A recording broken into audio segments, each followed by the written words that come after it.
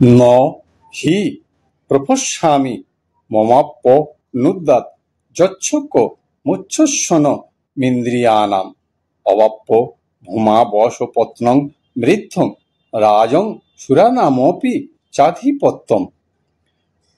অর্জুন বলিলেন, ভূমণ্ডলে নিষ্কণ্টক সুসমৃদ্ধ রাজ্য, এমনকি দেবগণের আধিপত্য প্রাপ্ত হইলেও যাহাতে আমার ইন্দ্রিয়গণের শোষক এই শোক নিবারিত হইতে পারে, এরূপ কিছুই দেখিতেছি না।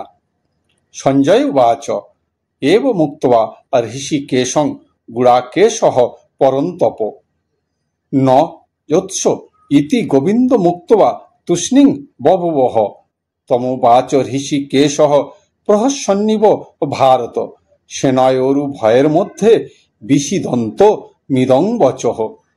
সঞ্জয় বলিলেন, শত্রুজয়ী জিতেন্দ্রিয় অর্জুন, আমি যুদ্ধ করিব না। গোবিন্দকে এই কথা বলিয়া মৌনাবলম্বন করিলেন।